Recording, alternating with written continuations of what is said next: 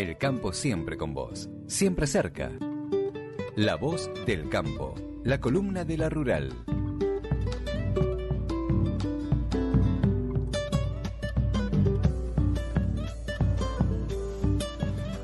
Ocho minutos de las 9 de la mañana, La Voz del Campo, por aquí como cada miércoles, y por eso estamos con nuestro compañero de redacción, con Mauro Giorgi. Buen día, Mauro, ¿cómo estás? Buen día, Florencia, buen día, Haroldo, Lorena, todos los oyentes de Radio Actualidad. Estamos en una nueva edición de La Voz del Campo, la columna de la sociedad rural, y vamos a hablar nuevamente con alguien con quien hablamos recientemente, con el ingeniero agrónomo Silvio Borone, porque vamos a hablar de un tema muy técnico, muy específico, y que se conoció recientemente una resolución del SENASA, en donde se informa que a partir del pasado 24 de julio, o sea, hace muy poquitos días, se prohíbe la comercialización y uso del 2,4-D en formulaciones ésteres, que ahora nos va a pasar a explicar para los que no entienden. Obviamente la gente de campo ya está en conocimiento. ¿En qué consiste esta resolución que emitió recientemente el SENASA? Así que paso a saludar a Silvio. Muy buenos días, Silvio, ¿cómo estás? Hola, Mauro, ¿qué tal? Buenos días a la audiencia. Bueno, Silvio, comentanos un poco en qué consiste esta resolución y qué es lo que el SENASA prohíbe que se comercialice y que se use. Mirá, esta resolución de SENASA no es nueva, es del año 2019, es la resolución 875 del año 2019, que en realidad fijó plazos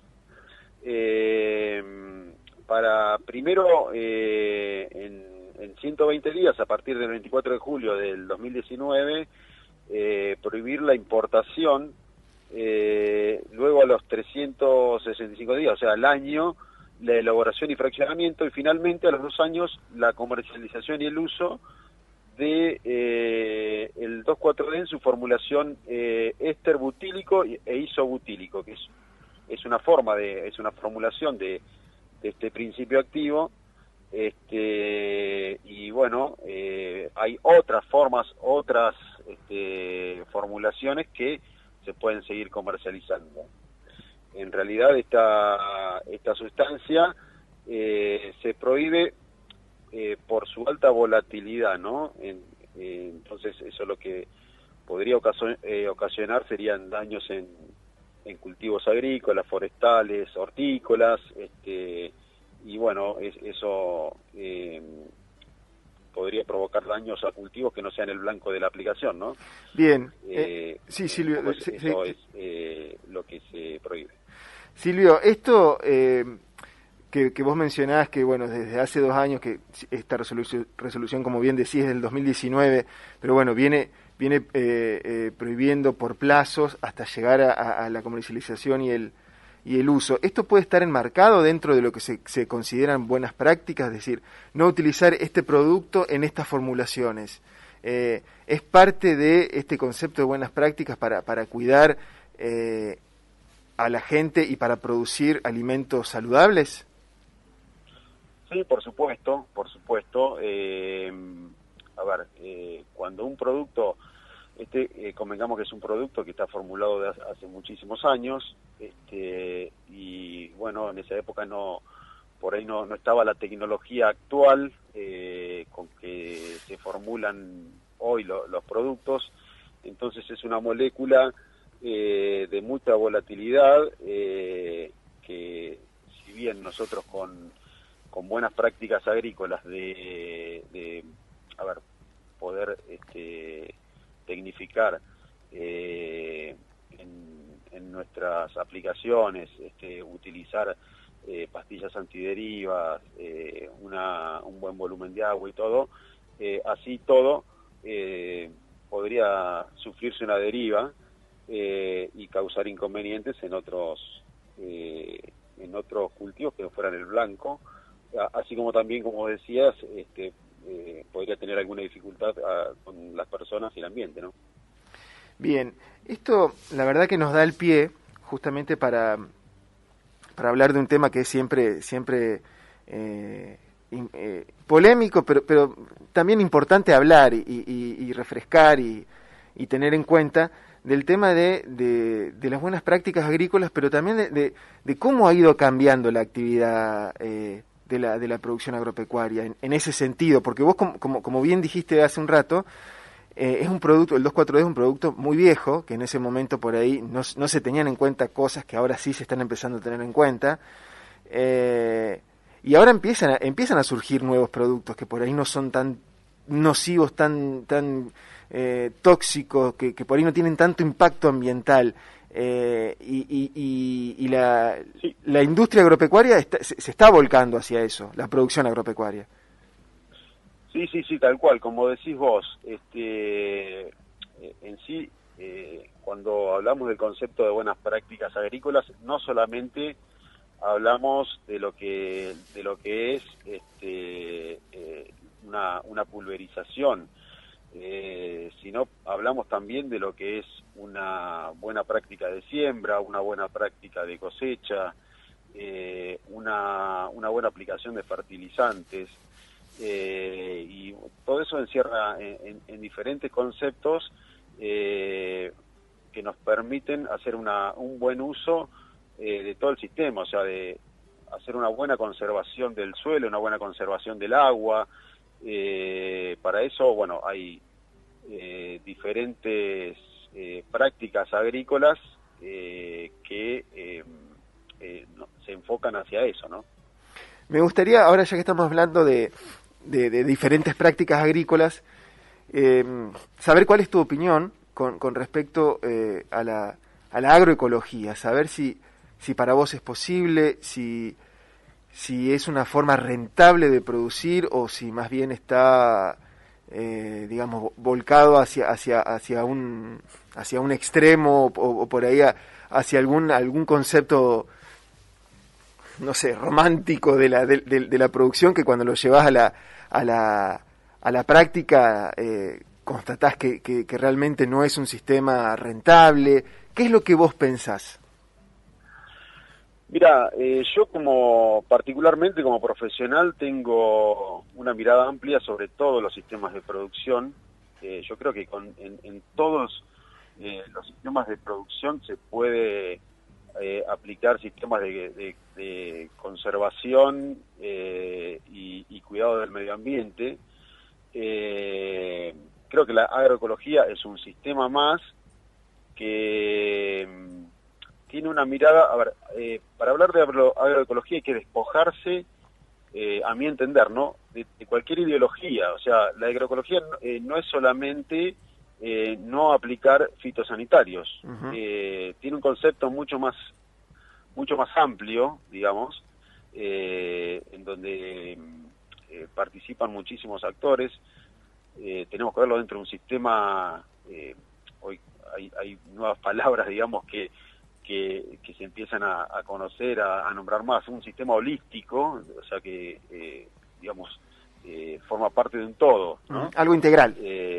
No solamente es una disciplina científica, sino es un conjunto de prácticas agronómicas, y donde hay transmisión de conocimiento de generación en generación, hay conocimiento técnico de los profesionales, y también es un movimiento social, que eso es muy importante. Hace 40, 50 años atrás, por ahí esa transmisión de conocimiento era de padres a hijos, donde el pequeño productor podía vivir de su pequeña finca y transmitir esos conocimientos heredados, digamos, a sus generaciones posteriores. Hoy por ahí eso es más difícil. Un pequeño productor no la tiene tan fácil por las políticas aplicadas en todos estos últimos años, y por ahí le es más sencillo, no sé, alguien que tiene 50 hectáreas, arrendarlas y no correr ningún riesgo, solamente cobrar el alquiler, y por ahí no hacer un trabajo más específico, porque sabe que eso le por ahí necesita, de un acompañamiento tanto del Estado como de conocimientos propios y de técnicos, ¿no? Un poco, yo creo que está bueno mirarlo como algo a llegar, ¿no? Hacer una transición hacia la agroecología, pero bueno, lo que hay que saber es que es un camino muy difícil, no imposible, que requiere de la participación de mucha gente, digamos. Primero y principal, como te decía, no hay que mirarlo desde el punto de vista ideológico, sino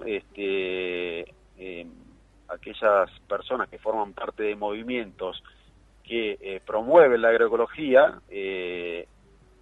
Yo lo primero que quisiera saber, o los interrogantes que tengo, es si esas personas están preparadas como sociedad para iniciar una transición hacia la agroecología. Por decirte un ejemplo, esas personas en su vida diaria tienen un compromiso diario con el medio ambiente. Sí. Por ejemplo, separan sus residuos en sus casas, hacen uso racional del agua, tienen algún elemento o algún artefacto en sus casas que funcionen con energías alternativas. O sea que esto, como te decía, es un sistema holístico donde entra un todo en juego, y bueno, a partir de eso creo que si se está convencido se puede llegar hacia una agricultura sustentable. Hablamos de sustentabilidad, que es otra palabra por ahí que está muy en boga actualmente, y bueno, la idea un poco es integrar todo eso para hacer una agricultura sustentable, ¿no? Silvio, teniendo en cuenta de dónde viene la producción agropecuaria, en dónde está, en el momento en el que está, ¿cuál te animarías vos a decir que es el futuro de la producción agropecuaria, o para no ser tan abarcativo? Sí, decime. Disculpame, vos sabés que te escucho muy entrecortado. No sé si podrás mejorar el audio. Te mencionaba que, teniendo en cuenta desde dónde viene la producción agropecuaria y y en el momento en el que está la producción agropecuaria, ¿cuál te parece a vos que es el camino que va a seguir? ¿Es realmente el de la agroecología el camino que va a recorrer la producción agropecuaria? ¿Habrá algún cambio de paradigma, o en este momento es imposible pensar en eso? Hoy por hoy tenemos un modelo productivo agroindustrial que se basa en un sistema por ejemplo, de siembra directa, donde hay una gran demanda de insumos externos, que es un modelo exitoso y que genera unas rentas extraordinarias para el país. Pero, como te dije, mi modo de ver, creo que puede haber una transición hacia lo agroecológico si se dan ciertas condiciones. En principio, yo creo que se puede producir teniendo los cuidados necesarios para generar el menor impacto posible al ambiente. Hay, como te decía hoy, otras técnicas que se están implementando, que muchos productores de los llamados grandes están implementando para hacer esa conservación y uso del suelo y el agua. Por ejemplo, y por ahí te podés remitir un poco a los profesionales del INTA, que se está trabajando hace mucho tiempo, lo que se llaman cultivos de cobertura, cultivos de servicio, que bueno, es la técnica por la cual se hace un cultivo para generar cobertura en el suelo, que no tenga erosión hídrica ni eólica, y prepararlo para el cultivo siguiente. Y estos cultivos lo que hacen es no solamente generar una cobertura y una conservación del suelo, sino después aportarle nutrientes y mantener el agua útil para los siguientes cultivos. Eso es una técnica que se está aplicando y mucho, y eso lo que hace también es disminuir muchísimo el uso de fitosanitarios. de a poco creo que se pueden ir implementando técnicas que puedan convivir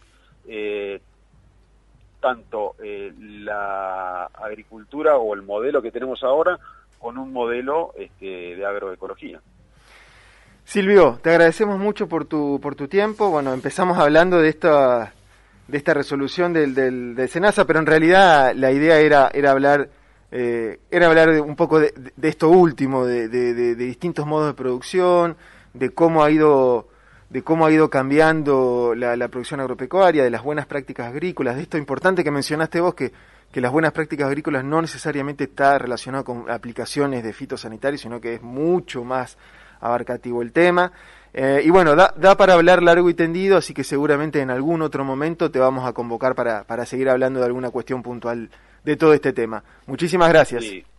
No, por favor, déjame adelantarte de que también, o agregarte que también es una cuestión que en los últimos años, mis generaciones, por ejemplo, de profesionales, estamos formados para lo que es el modelo actual, ¿no? De este modelo en donde, ya te digo, hay una gran demanda de insumos externos y todo.